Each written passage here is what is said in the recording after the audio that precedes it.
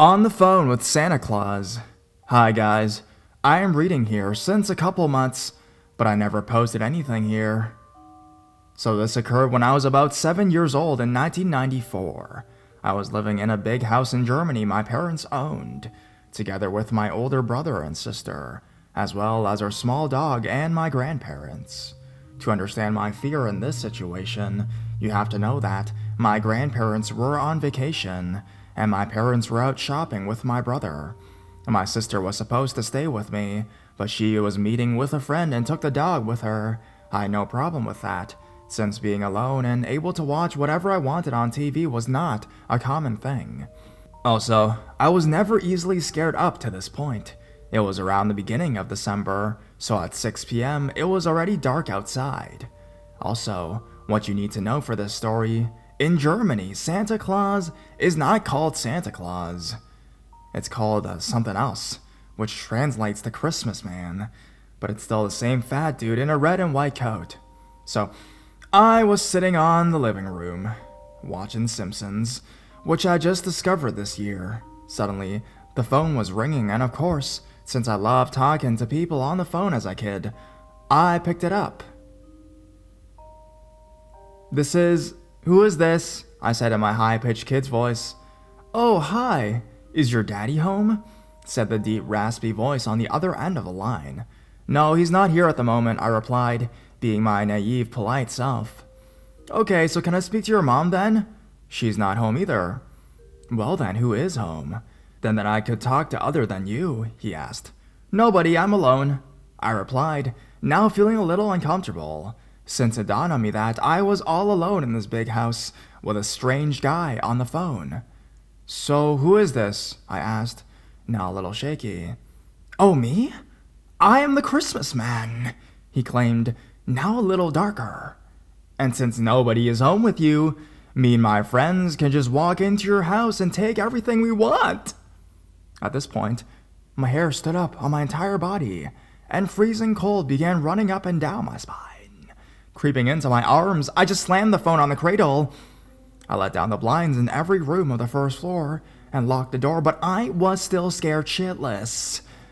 I didn't know when anybody would come home, and I started feeling very worried for my family as well. Should they walk into some criminal gang robbing our house? Then the phone rang again, hoping for my parents or anybody to call me. I ran back into the living room and picked it up. Hello? I stuttered. Why did you hang up? The cold voice said. Who is this? I asked again. I told you I'm the Christmas man, he said. I could almost see his evil grin through the phone. And now we are coming over. I'll call the police, I yelled, panic taking control of me again. I slammed the phone down. I couldn't really get myself to call the cops, since I still hoped for this to be an evil joke. And the phone started ringing again. Silly me. I picked it up. I'm calling the police now, I yelled. At this point, he tried to explain to me that he was just joking around, and he was a colleague of my father's who happened to have the family name Christmas Man, which even in Germany is a very weird name, one I never came across. When he was mid-sentence, I heard the front door opening and my mother calling. My parents are back, so you can talk to my father now, I said. I did really believe him to be a colleague of my father who made a bad joke, but when my father picked up the phone, there was no one there. Also, he never knew anyone by this name, and nobody from this company tried to call him. Him and mother never made a big deal out of it, but it still scares me today. So Christmas man, let's not meet.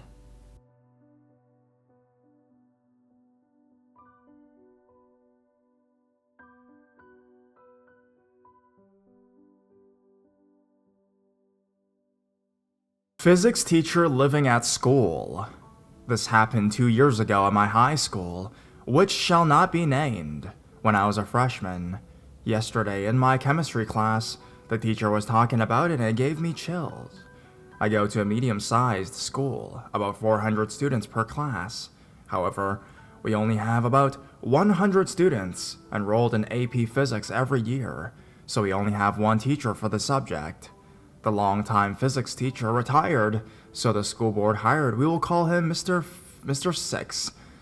Get it? Anyways, For the first day of school, everyone could tell he was, well, different. He would blow up over the smallest things, such as someone writing a formula wrong, just go absolutely ballistic. The first week of school, he made over 5 students cry because of his outbursts. My chemistry teacher is science department leader, so she was very disturbed by these actions. One day, she was going to talk to him about this, and if he needs to make some changes or the students need remediation. He was not in his room, but she found a pillow and a sleeping bag and some of his clothes hang in the teacher locker every room has. This is a little suspicious, but she did not overthink it and forgot about it. Fast forward to December, my teacher's son was in the marching band for school, and she had to pick him up around 11 p.m. due to a game very far away. She noticed his car was still there. This made her grow more suspicious, because really? What teacher would be there at 11 p.m. on a Saturday night? As the following week went on, Mr. Six's outbursts got worse, and the students began to fear him more. The following Saturday, my teacher's kids were sick with a stomach bug, so she went to good old Walmart for some ginger ale, and on the way home, she decided to drive by the school to see if Mr. Six's car was still there. Sure enough, it was. The following week, the physics students were notified that Mr. Six would be leaving that week, and they could either drop the class without a penalty on their transcript or take it online. The first day of Christmas break, the janitor who was cleaning the school texted my teacher and said Mr. Six was standing in his empty classroom staring at the wall. She said if he was still there, then he left to call the principals and possibly the police. He was there 5 hours later staring at the wall. My principals and the police had to end up coming and escorting him out. A week later, my teacher was checking the supplies in the room, making sure everything was okay for a write-up. As she was going through his drawers, she found various items such as razors, rat poison, and acids. Who knows what he was planning to do with them?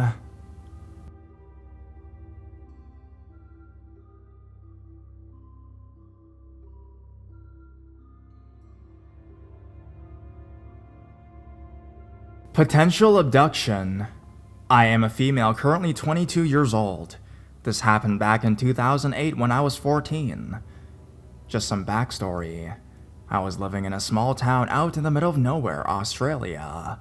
It was sometime in December time when this happened, because I remember it being hot. The main street was about a 2-mile walk across an empty lot, and about another 3 minutes to the small market, which was where I was going on this day. And lastly, I was a very fast runner. I left my house and walked across the lot, no problem. When I got out onto the main street, a white Ute turned the corner and slowed down next to me. The guy just kept staring. At the time, I was not the kind to confront people, so I just kept my head down and kept walking until I reached the market. I went into the market and got what I needed to get. When I left, the Ute was parked across from the market, parked near the bank, and the person was sitting in the car, and it was idling. Now, I want to say it was about 7:30 a.m. The bank didn't even open until 10 a.m. At the time, there was no ATM at the bank. You had to actually go inside and get money out. It is not like he was getting money out. As I start to walk back, the guy talked to me out his window. He asked several times if I wanted to lift home. I told him no several times. I started to panic since I hadn't yet crossed the road, which means I had to cross in front of his car, and I had to do so in order to get home. There was no other way home. I tried to keep my cool and started walking across the road when he finally said, "Get in!" This felt like a command, not a question, so I started to run as fast as I could across the rest of the road and through the lot. I got home and inside before the white Ute came speeding around the corner past my house. He didn't see where I went, I think. I couldn't stop crying, and I told my parents. They called the police, and an officer came, but since he didn't threaten or physically try to abduct me, there was nothing that could be done. I know this isn't the scariest story, but it was scary to me. I honestly believe if I was dumb enough to get inside the car, I wouldn't have been going home.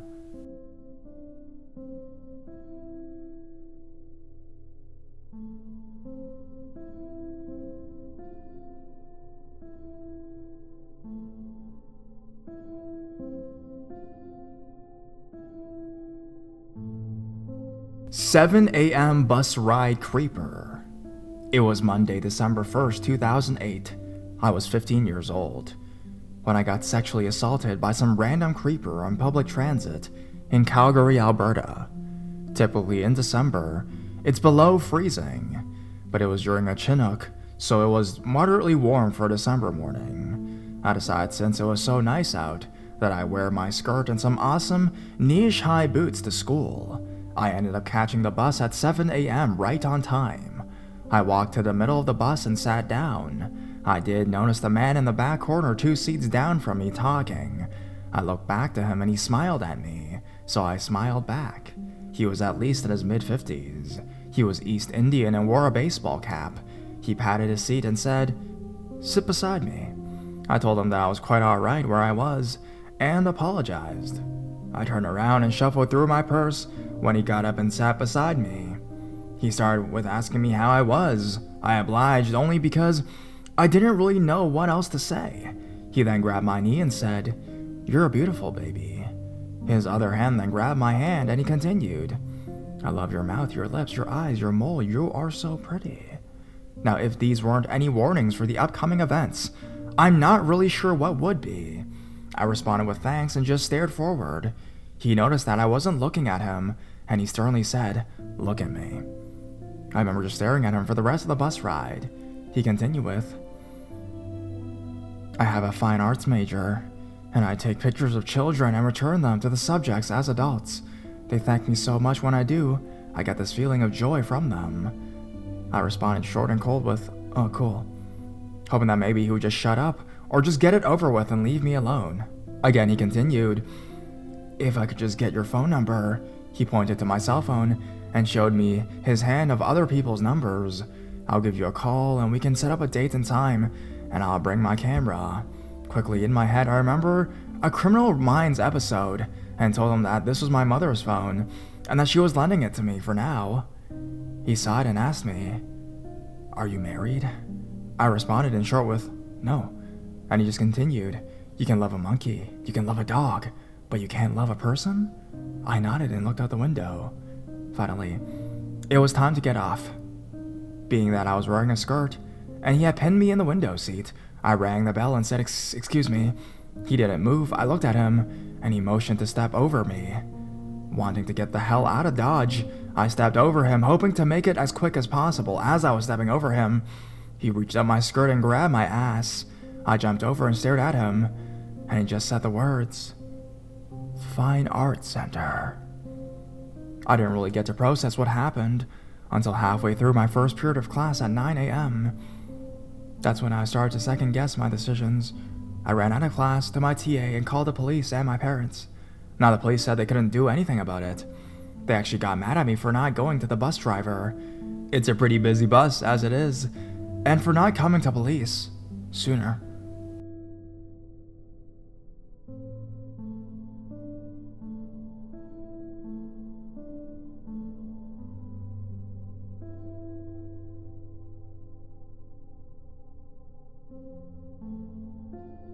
A bump in the night. I have 2 younger brothers. At the time the story unfolded, they were of the ages 6 and 8. They both shared a room in our apartment, with my room to the left of theirs and my mother's to the right. One dark December evening, I was up late in her room reading a book. I was getting a bit drowsy, so I decided to call it a night. Switching my bedside lamp off, I closed my eyes. Not 2 seconds later, I heard a faint creak come from the room neighboring mine, my brother's room. I dismissed it as the house settling in. It was quiet after that, which seemed to justify my dismissal, but the silence only lasted so long. Another creak, this time louder and prolonged. Suddenly not so sure of the source of the sound, I silently got up and stepped to the door, which was cracked open to reveal the dimly lit hallway. Out in the darkness, I looked towards my brother's room. Their door was slightly ajar. Darkness the only visible thing on the other side. Cautiously, I reached out and slowly pushed the door inwards. It took a moment for my eyes to adjust, but when they did, my heart nearly jumped out of my throat. The silhouette of a tall, gangly man was hunched over one of the boys, long-fingered hands nearly resting on the comforter. As the light from the hallway fell on him, the man calmly turned to face me. I stood framed in the doorway, terrified and confused. He raised a single hand to his lips, in a shh gesture, and slid a finger across his throat. The man turned about once more to face the window, which was already wide open. With one graceful leap, he disappeared into the night. It hit me right then that his gesture was a threat. Tell anyone and you'll get it. I never told my mom, or my brothers for that matter. I'm always worried that if I do, he'll find me and carry out his threat. So guys, you are the first to hear this.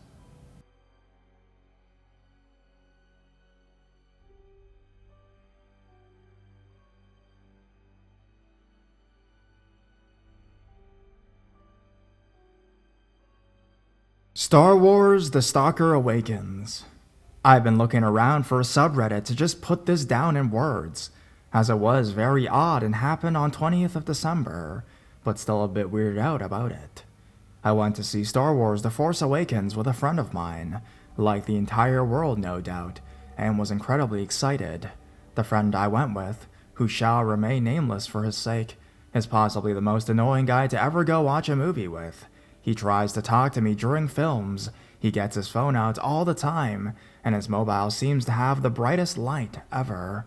He goes to the toilet at least 3 times during any movie, and once he brought in a bag of rotten bananas. This story isn't about my friend though, but wanted to paint the picture of my mindset while walking into the cinema. The cinema is an independent one in East London, and as I waited a few days after Star Wars opened, I hoped it would be less busy. Of course, it was busier than ever, as it was the weekend and half-term, so kids were running around everywhere. My friend was already starting to be annoying, pretending he forgot to print out the tickets, and then when I didn't react, made out like I was really worried. Christ, did I mention my friend is the tallest guy ever? He likes to sit right at the front and obscure everyone's view too, like I said. This isn't about my friend though. As we enter the cinema, a teenage boy with an orange hoodie on and a scarf wrapped around his mouth was messing around with what I assumed to be his kid brother in the concession line. I wanted a drink before the film, so lined up behind them. They were really annoying, and were messing around with the queuing ropes and bumping into people, and especially me about 5 times. He started to do it on purpose, I felt, so I asked him nicely to stop. He did for a while, and then turned around and began to quiz me if I was a real Star Wars fan. Usually I wouldn't engage a troll, but I knew my Star Wars, so he asked me some relatively simple questions, mumbled from behind a scarf, all the while scoffing at my answers even though they were right. Not content with holding out the line and quizzing me for no reason, he did one last thing to try to make me snap. And it worked. He announced that he had already seen The Force Awakens 3 times, and began to reel off the major plot points really loud, essentially spoiling it for everyone in earshot, but especially me. My friend being my friend laughed loudly, because he doesn't really get Star Wars, and he would just have been on his phone the whole time anyways. So what do you do in this situation? I calmly collected my thoughts, looked at him straight in the eye and said, "Well, you're a bit of a cunt, aren't you?" He went quiet, left the queue with his little brother and went into screen 1. I got my drink and was in such a mood because the film had been spoiled. I hoped he was joking, but as the film unfolded, I realized he had indeed shouted out spoilers for the whole plot. I still enjoyed the film immensely because Star Wars. I was half worried that he would try to sit behind me and throw things at me, but due to my friend penchant for sitting right at the front, it's not a very good place for trolls to act out because you are in full view. So in this instance, my mate come through. And that would be where the story ends. If it wasn't for the fact I haven't even got to the meat yet. As I left the cinema, I went one way and my friend the other way, and I walked towards the train station with my headphones on, blissfully in my own little world. The music was interrupted by a call from my friend, who I had left minutes before. I told him I was going to go into the train station, so he couldn't talk to him, and he told me that after we left, the teenager in the hoodie came running up to him with a knife asking for that dick's address, as he was going to shank me. I live in London all my life, and have been threatened with knives on more than one occasion, but my friend was from a small town, and only moved to London later in life, so this was his first time being attacked, I guess. Luckily, he didn't give my address, as he didn't know it, but he gave him my bloody Twitter. If you have my Twitter, you don't have to go far to work out my address. Nice. My friend also said that the teenager's scarf came down off his face, and his teeth were all rotten, presumably why he hides it. I asked my friend to call the police and get a crime reference number, which he did and gave it to me. I then called myself, quoting the number, and gave my side of the story and said I was worried he might try to come to my house to do something. I kinda acted nonchalantly because, to be fair, I could probably give as good as I can get. The guy must have been only about 16 or 17, but he was wiry as hell and seemed to be looking for trouble. So a week passed, Christmas happened, and then this morning, as I went to work, I noticed there were scratch marks on my front door, like someone had dragged a knife across it a few times. It was definitely fresh, as the silvers of wood and sawdust were on the floor still, and it was raining yesterday. At work today, I sent an email to the police with a photo of the scratches, but was concerned what would happen when I got home tonight. I delayed coming home for ages, but needed to get back to watch the footy. Liverpool won, and didn't see anything else wrong with my door, and after rubbing the scratches a bit, it kinda blended into the wood, okay? When I opened the door, which I did tentatively as I watched a lot of horror movies, there was something on the floor under the letterbox. A dead bird was shoved through my letterbox, and his eyes looked like they were gouged out. I don't know if a person did the gouging or if it was found like that. To be fair, it looked like it had been dead for a few days at least.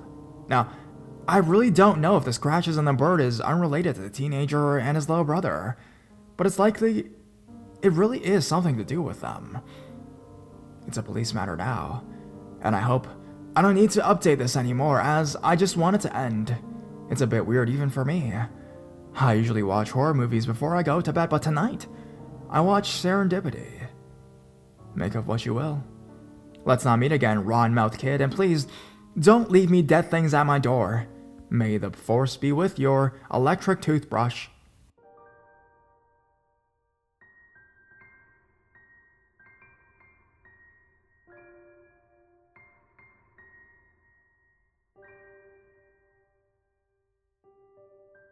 Tell the manager I quit.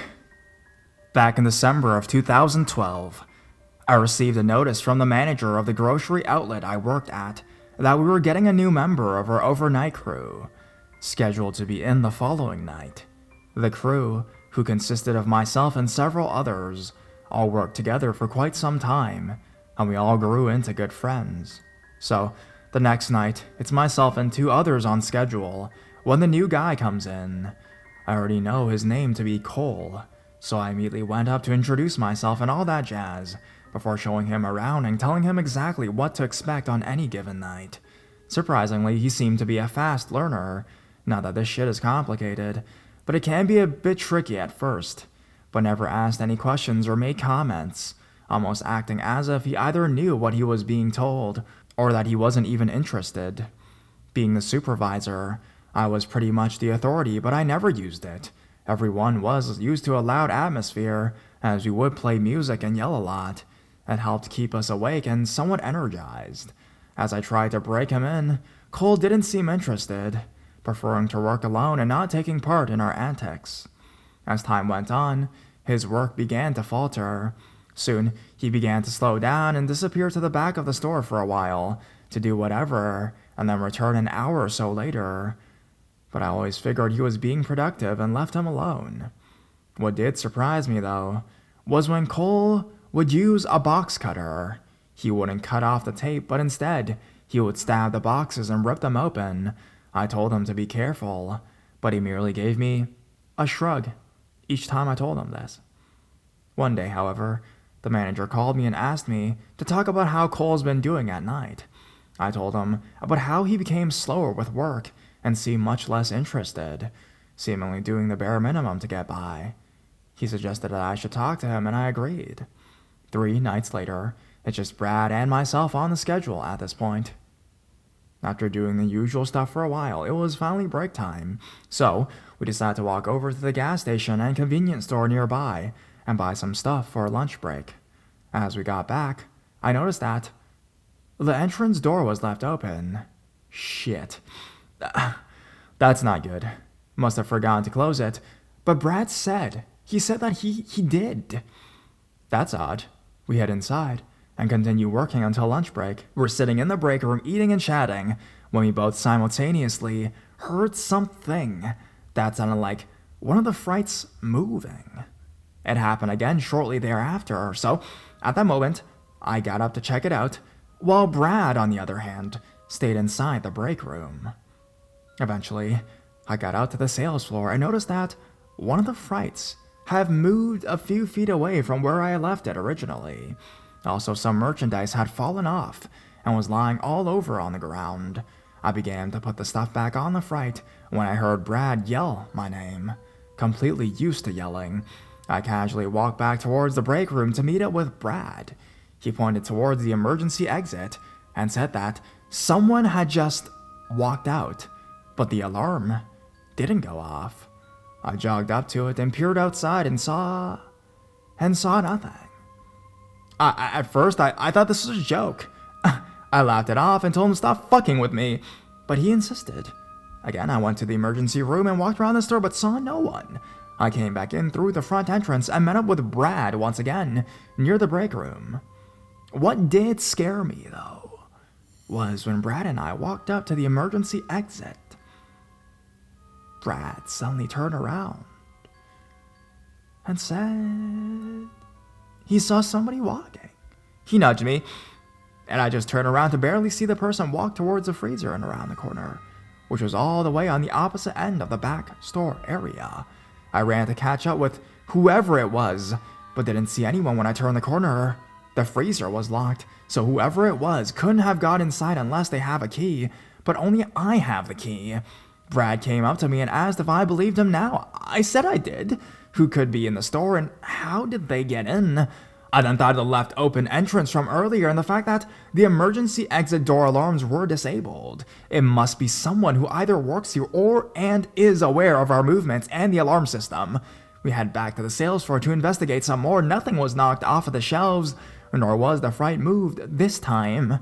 I walked up near the front entrance and peered out a window towards the parking lot, but saw nobody.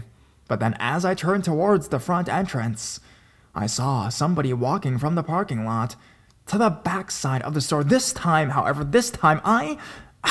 I recognized the person. It was Cole. What the fuck? He's not supposed to be working? I yelled out to Brad, who came up to me as I told him that Cole's outside and he's heading towards the backside of the store. He nods and runs off while I follow. We waited by the emergency exits for about 5 minutes, but Cole never entered. I yelled out to Brad to head to the sales floor while I stayed back there. I could hear him run off as I stayed by the emergency exit. Out of nowhere, I turned around and suddenly saw Cole standing about 20 feet from me with a box cutter in his hand. I watched on as he glared at me. How the fuck did he end up behind me? I asked him what the fuck he was doing there and that this wasn't funny. He didn't seem to pick up on that, though. Finally, when he did move, it was to position the box cutter in an upwards cutting position, like he was going to stab my chest or something. But he eventually lowered it down and spoke to me. Tell the manager I quit. Cole then turned, put the box cutter in his pocket, then walked towards the opposite end once again, towards the freezer and turned the corner, disappearing. I stood there in shock for about a minute. When Brad came running back to me, he asked if I saw Cole and I told him I did, heading off towards the freezer. Brad asked what we should do. I told him what happened but insisted we should just let it go for now. I waited until the manager arrived a couple hours later and told him that Cole had told me he quit, but didn't go into any details. I decided not to tell the manager about what had happened, nor any other coworkers for that matter. I didn't want to escalate this any further than it already did. It wasn't until Brad said something that the police became involved, and I then learned after talking with the authorities that Cole has a mental health record, and I should have reported what happened and not kept it a secret, regardless of my reasonings.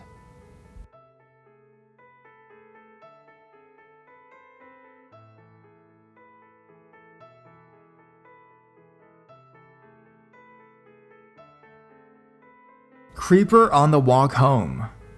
This is my first post to Let's Not Meet, so if I mess up, I do apologize. I'm not sure if this qualifies as really creepy, and I'm sure there's way worse stories on this Reddit, but I thought I'd post my story.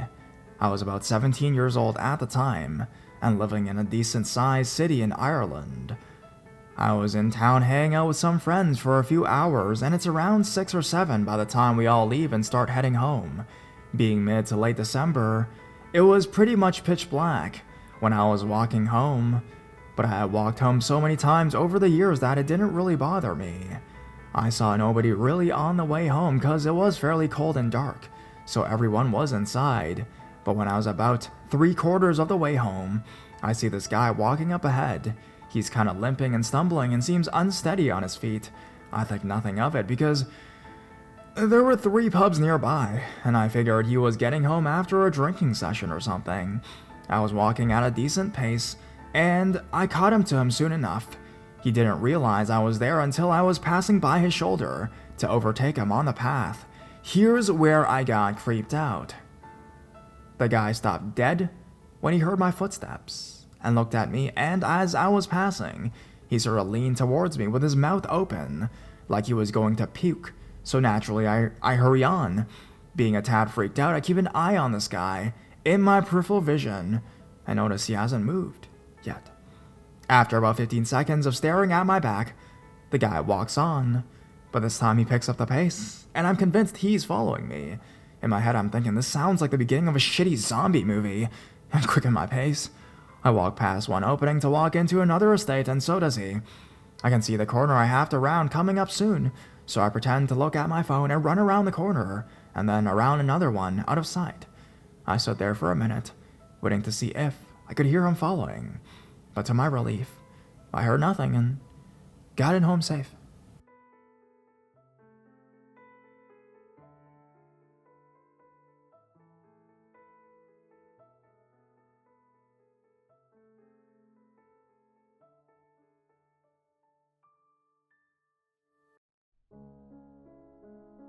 Mental hospital still accepting patients? During the fall, some friends and I just grew bored of sitting in our dorm rooms all the time. Being the only one with a car on campus, I was usually the one the plans derived from. Not too far from campus was an old, abandoned mental hospital that closed around the 1980s. I have been before, and it was nothing really special. Your occasional slamming doors and all that kind of smell that fills the room. On this particular night, we all decided to head back to the hospital to see if there was anything left unexplored. In the car was my friend Michael, Alex, and my sister Haley. We were your typical rule breakers, thinking crawling under a metal fence labeled no trespassing was badass. When we arrived, we made sure to park far in the back parking lot and check the charge on our phones. As we were driving in, Michael pointed out a building that we have not been inside yet. It was blockaded in by a 12-foot fence, so that probably was why. For some reason, that night felt like a good night to be a little riskier. Making our way under a foot of gap under the fence, we scanned the area for an entrance, finding one almost immediately. We continued on our adventure. This building was just like the rest, low-hanging ceilings, damp, rotting paperwork all over the ground. The only difference was that the way we entered was through the basement, rather than the first floor. 45 minutes had passed, and everyone was starting to grow a little more confident, knowing that no danger lurked behind these metal doors. Coming up to the final floor, there was a small hallway with a door, which seemed to be slightly cracked open. We made our way to this enormous door and pushed it open, propping it with a chair. Michael was the first to ascend up the stairs, the rest of us following closely behind. There was about 10 stairs, then a platform, a turn, then 10 more, but in the middle of the second set of stairs was a statue. Now, this statue was very out of place and very unsettling to look at. It stood about 4 feet tall and held its hands in a praying manner. It was something that should not be in the attic of an old mental hospital. As we all shuffled by the silent statue, careful not to disturb it, because there was an undertone of fear within us all. Reaching the top of the stairs was when the thought of leaving was agreed. There before us was 50 to 60 religious statues, all standing about 3 to 4 feet tall and in some way looking directly at us. Michael, being the bravest one of us all, was the first to take a step into this uncharted territory, as far as we knew. As our iPhone flashlights followed his path, we noticed that we saw where he was heading. And there it was. In the far left corner of the attic was a couch. On this couch was blankets, clothes, and water bottles. Around the couch on the floor were beer bottles, food wrappers, and something that should definitely not be there. Children's clothes. Spotting a newspaper, Michael picked it up and read the dates out loud. November 23rd, 2015. Silence was among us. We all just made adjustments to face the stairs and headed out of this place. For the date was December 2nd, 2015. Making our way once again past the praying man on the stairs, we headed for the propped open door. As we were about to leave, we were stopped in our tracks. The sound was coming above us. At first, I could not make it out, but then quickly noticed that it was the sound of someone walking. This person did not seem to be walking, but stomping with every stride. The sound grew closer and stopped as soon as it hit the top of the second set of stairs. It almost seemed as though whomever this person was contemplating their next move. We didn't give them that time and booked it all the way to the basement where we came in. From the time I was in the attic, I did not notice anywhere that could be a place to hide. For the most part, everything was pretty visible and in the open. The creepiest part to me was that we were in that attic for 10 minutes. Makes you think that maybe the crazies are closer than we think. So, strange, creepy man in the attic. Let's not meet.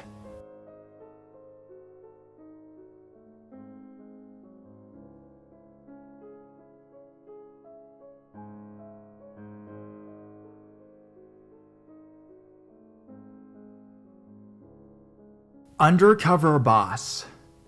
I've read so many posts on here with people explaining their creepy encounters. Every night I thought to myself, thank God nothing like that had happened to me. Only thing is, I've had 2 situations that I must have purposefully forgotten. Here's a bit of background information you need. I was 16 years old when these 2 situations happened. I consider myself to be pretty, and I live in a huge tourist location.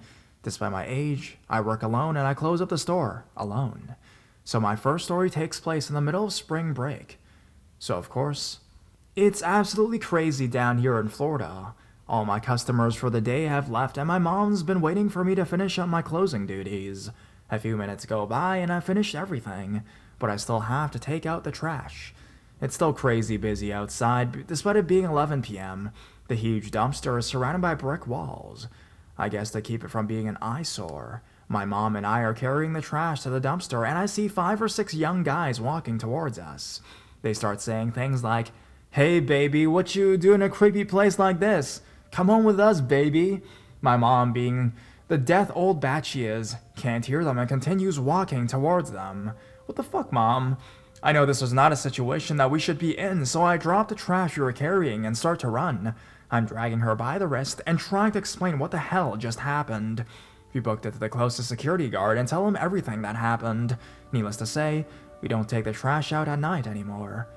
My second story takes place in the middle of December. All the stores are pretty much dead during this part of the year, and my mom doesn't drive me to work anymore. I have a driver's license now. Well, I was sitting behind the counter being a downright awful employee, and this man makes a beeline towards the counter. Normally people who do that are going in our store for something extremely specific. He's shorthand and very Russian.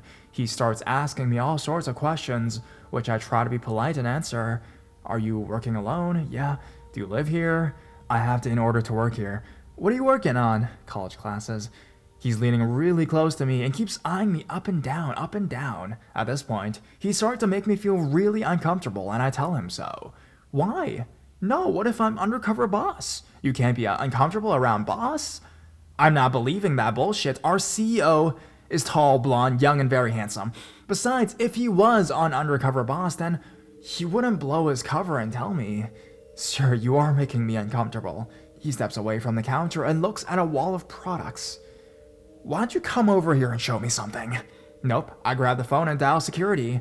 I look up, and he's running out the door. So, security comes, and ask all sorts of questions. The typical, what did he look like, how tall was he? The security guards told me that they were going to go look for him, and would tell me if anything happened. Well, they found the man, and it turns out this man is actually banned from our outdoor mall for harassing a little girl. The security guards tell me that another security guard beat the shit out of the Russian man for trying to touch that little girl, and that when they found him this time, he was already in a different store, trying to harass female employees. They threw him out, and I'm not sure what happened to him.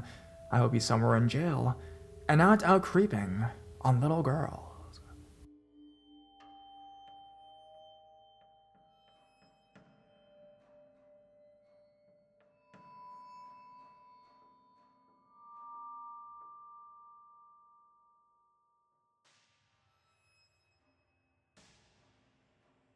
Possessed answering machine. Apparently, I spoke to the dead, thanks to a possessed answering machine. No, not Jerry Garcia, sadly. I was groomed by an online predator before it was even a thing. It didn't get quite as far as I could have, partly because I was scheduled for a month out of state the summer he finally made his move, which gave me some distance, I guess. Partly because I had been molested before, partly because that trip was when my father came back into my life, and my mother was worried enough to talk to him about it. This was back in the days of dial-up BBSs. There weren't webcams and cell phone cameras, and our texting was when he called my BBS and paged me, which Mom didn't know about. In 1992, no girls had been killed by internet stalkers, and she knew nothing about computers. Dad hadn't really know what the 1200 baud modem he gave me for my 12th birthday did, just that his computer buddy was upgrading, and when we talked earlier that year that I like computers. The thing that made it somewhat more dangerous than today is that everyone I talked to was within driving distance. I met him at one of the BBS parties, which Mom let me attend since it was a Pizza Hut. Jeffrey definitely had me feeling sorry for him after the first meeting. He lived with his rich parents at 22, but his girlfriend Anne was in Missouri and seriously ill. His parents didn't like her, he said, so wouldn't let him take the Accord XL they paid for to see her often. He wasn't popular in the BBS community, and I wasn't popular in school, so I identified with him that way and defended him to others. He only had one other friend on there, who also wasn't popular, but Susan was a sweet woman. Jeffrey offered to help me set up my own BBS, and I introduced him to my mother, along with all the other well-meaning people I met there. A husband and wife, Kathy and Aaron, who saw me like their surrogate kid among others. Jeffrey was my sister's age, and she was very attractive, so when he started helping with things, Mom thought it was that he could see my sister, especially after he asked my sister out and she refused because of the sick girlfriend. A little while after that rejection, Anne's health declined. He fretted that he couldn't go see her. Then in early December, he called me crying. Anne was dead, and his parents were holding money over his head. They wouldn't let him take the car to the funeral. Mom offered the car. He thanked her, but said that he did have a little money from his job, so he would rent one. When it got closer to Christmas, he asked my sister out again to the Christmas party at his father's hospital.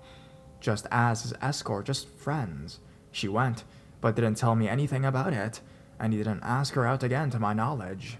I learned my father, who I hadn't seen since the divorce, was diagnosed with HIV that December, and that January would mark a year since my grandfather, who helped raise me, died. He came over and I ended up crying, and he held me while I cried. That may not seem like a big deal, but I think it's when things turn weird in his head, if it wasn't already. But it was also the first time that I remember when someone literally did give me a shoulder to cry on. It was one of my family's dysfunctions that crying was not something we did around other people, even after death. He started offering to take me places, to pick me up from school, to get my allergy shots, talking about wanting to buy new equipment for the BBS. At one point, Mom asked me about if he was actually dating anyone since Anne died. He wasn't, but of course, I told him about my mom worrying about me hanging out around a single adult male so much. He did end up dating someone, though, Maggie, the executor of Anne's estate. He also said something about getting close to a relationship and having sex with Susan once, but they didn't seem to hang out much anymore. He didn't try anything throughout this whole time. He occasionally held my hand when we were driving. Started because he commented once my hands were icy, and did sometimes hold me when I cried about things at school. It was so bad that I ended up getting Mom to agree to homeschool me. He had offered to tutor in math. The only thing he ever really tried, though, in my experience, was kissing. And I had a flashback to other things. He could tell very quickly I was not okay, and immediately started apologizing profusely, saying that it was the worst thing he'd ever done, that if I wanted, he would go away, that I never had to see him again, that he'd ruin a good friendship. It was unforgivable. He was my best friend. I didn't want to lose my best friend. He ended up getting 2 more kisses out of me before I left for the academic program that summer. I was 13 by then, and then re-met my dad. By the time I got back, I'd had some distance. I asked Susan when I saw her online on the one multi-node BBS how she was doing, and she called me voice when I asked. We talked about my trip, etc. When I asked her if she had talked to Jeffrey, she seemed uncomfortable and said he'd been saying sad things didn't work out, and she asked me what I meant. Told her what he'd said. She didn't comment, and I finally got the courage to ask her about what I should do about the situation. She knew him and was the only person I knew who had ever defended him. She became rather hysterical, demanding that I never go near him again. Far more so than what I expected. I already been grilled by the family before I got back and had denied everything. Naturally, I asked her why she was so adamant. We didn't have sex. That bastard raped me after I had taken 2 Valium 10s for a panic attack. Susan went with me to tell my mother. I also told Kathy and Aaron, who were also members of the local CISOP association. They ran a small system but excellent forums, only that he tried to kiss me and only once, but he found himself banned from every other BBS that allowed aliases, and it became a reason many area BBSs had started using callback identification systems. A couple years later, I was curious. Once I heard Susan's accusations, I immediately barred him from my entire life, never giving him a chance to explain or refute her allegations. So I found his new phone number and called it. I got his machine. His machine had a quirk. When it got full, it would start playing back messages for the caller. I'd always hung up before because it was full, but this time I listened. There were messages from his mom worried about him, a few others, then, "Hi, this is Anne. Please call me at," and a phone number. I was stunned, but called back again after I had grabbed a pencil, wrote it down, and called. I've been wondering if maybe he had kept her last message or something, but when a woman answered, I asked if this was Anne, and she said yes. I asked if she knew someone by the name of Jeffrey John Bixby. She said yes. Wow. Did you know that Jeffrey has been telling people in Arkansas that you died in December of 1992? What? Yeah. He said you had health problems for a while. You had something and then you died. I thought you were about to tell me that he was dead. Who are you? My name is Maria. I know Jeffrey through the BBSs. To my knowledge, he's okay physically, but if you're in a relationship with him, you might want to know he asked my sister out multiple times the months you supposedly died, tried to kiss me in June of 1993 when I was 13, and while I can't swear she's telling me the truth, he may have raped another woman I know. Silence. N. In a weird voice. Are y'all pressing charges? I don't think she is. If she was going to, I think she would have done it by now. And again, I can't swear she's telling the truth since I wasn't there, but I believe her. As for me, I don't think it ever got far enough to be a crime. He never did more than that. I only found your number because of his answering machine acting up, you know? Yeah, I think I remember hearing messages from you back then. Anyway, since you're not dead, I figured you should know. Take care. Bye. Click. Have located him online. He doesn't seem to have children or be on the registry. I keep tabs, just so we don't ever accidentally meet.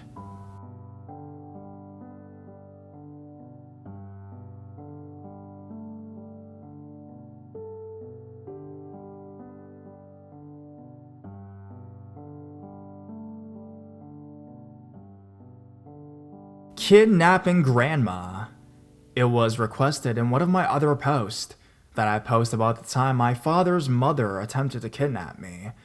Now, I don't know much about her attempt, other than what my mother told me, so I'll tell you everything she said about it. At the time, I was told I was 17 to 18, but when the attempt to kidnap me occurred, I was only 7 years old. I'm currently 25 years old. So, my parents' divorce was messy. It came about after the teachers in my old elementary school saw a bite mark and bruise on my arm that my father had left. Cops were called, and people finally believed my mom that things were happening at the house. The cops told her she couldn't bring us back to the house we shared with our father, and that she had to take me someplace safe. So we were brought to her mother's house, Grandma G. Now, Grandma G, as mentioned in a previous post, was a sweet grandma. My mom went and got some more things from her old house. Now, after being taken to Grandma G's home, I don't remember much of what happened. I just remember when I started at a new elementary school, there were talks between my Grandma G, Auntie A, and Mom that expressed concern for how safe my siblings and I actually were. At the time, the only ones enrolled in school out of the 4 of her children happened to be me and my younger sister, who was 5 years old. The youngest 2 of us stayed with my mother during the day as she worked nights. I was originally told by the courts that I no longer had to see my father. However, due to the fact that the court didn't have any physical abuse on my siblings, they insisted that my siblings have visitation with him. My mother reluctantly agreed. Months after the divorce was finalized, my mother got this very bad feeling. She went into our elementary school and asked to see our information cards. The cards were usually in 2 colors, white and a very bright yellow, and both of them pretty much were for telling the school about our contact information and who was allowed to pick us up. Since my younger sister and I were car riders, which our mother picked us up, she had filled out a form with a list of names. The names were people who she approves of picking us up.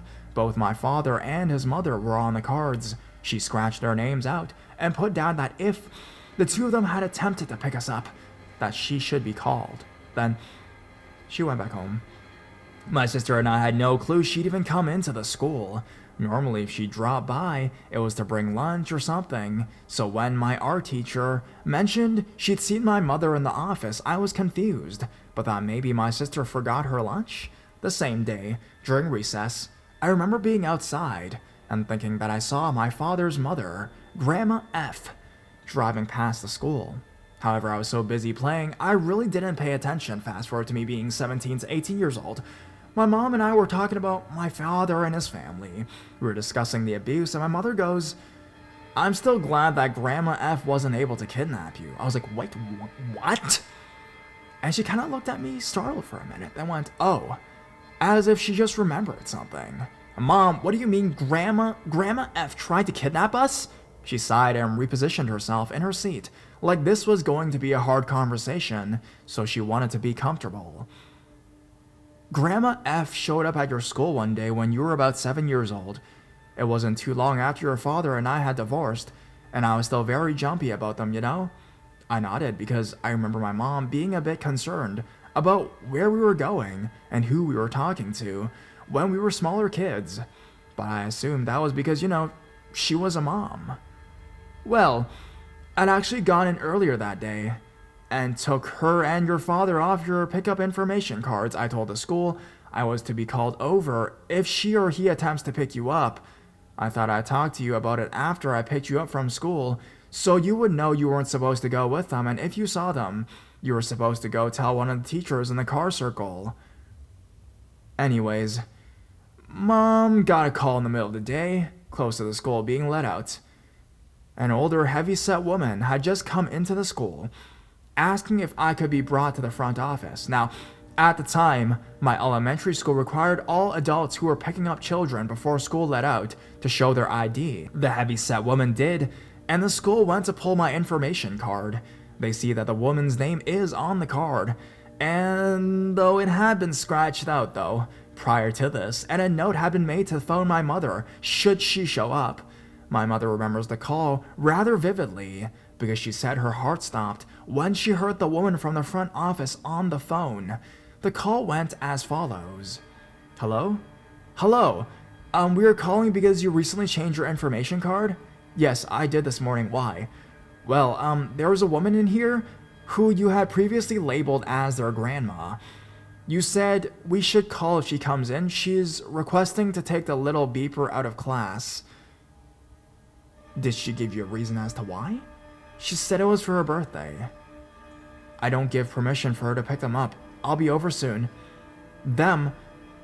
No, Mrs. Beeper. She's only asking for the older little beeper.